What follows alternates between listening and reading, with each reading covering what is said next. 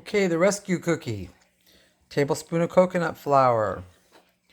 I always measure out 20 of my Lily's dark baking chips. They're dairy free and they use stevia for sweetener. Stevia. And they're supposedly 0 grams for 60 of these, but I always measure out 20, which is a third of them. Less than a serving of macadamia nuts because you don't need a whole serving.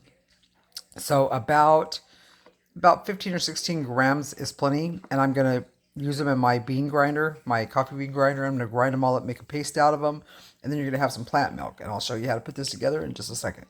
Okay, the reason I like to use the macadamia nuts is, see, it comes out nice and pasty, almost like a peanut butter, and it really helps. Coconut oil or coconut flour is really dry. I used to make the cookies out of the almond flour, but I can't have almonds anymore since my elimination diet. So I have to have coconut flour. So I have 1 tablespoon. There used to be 2 tablespoons of the almond flour. This is new. We used to use butter. I can't have butter because of the oils in it. So I'm now using whole nuts that I grind to make my own butter. That's still the same. And I didn't used to have the plant milk into this because the butter did it, but this doesn't quite take care of it, and this is drier, so you do have to have a few teaspoons of that. So I'm going to mix my little bit of macadamia nut, grind it up in here, and first I'm going to smash that all up in there really good before I start mixing other things, so I'll be right back. Alright, see already how mushy it's starting to get, and I haven't added my plant milk in it yet. So you're going to toss in your chips. You can use more chips than this if you want to. I just don't need a whole lot in mine. If you want to add sweetener, add in some stevia or something. So it usually takes me 3 or 4 teaspoons of the plant milk. So I'm going to start with 3 because it looks kind of wet today, and I'll be back.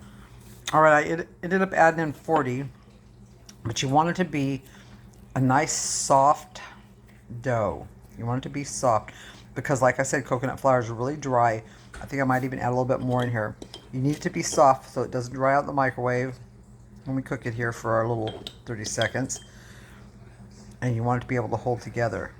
Okay, so let me make my cookie and I'll show it to you before I put it in the microwave. Okay, your little ball should be nice and smooth.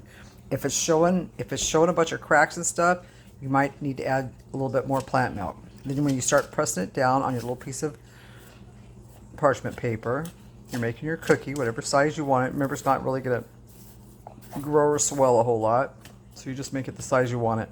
Okay, I'm going to get it ready to go into the microwave.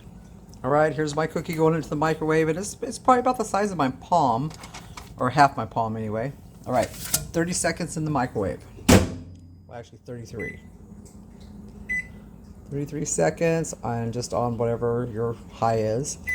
Now my microwave is a really hot microwave. It literally is like a 1200 degree one, so that might make a difference. Okay, it has kind of a cracked look today, so I don't know, it might fall apart, but you have to wait till it completely cools before you can pick it up if you want it to be a cookie. If you just want it to be a fall apart crumbly thing, you can eat it right away. But to see if it's going to turn into a cookie, you need to wait till it cools off. I'll be back. And we have a cookie. Now you guys, you can use any kind of a nut flour that you want to, any kind of a whole nut to, like I did the macadamia nuts. I've used pecan, but sometimes pecans are too dry and they'll fall apart.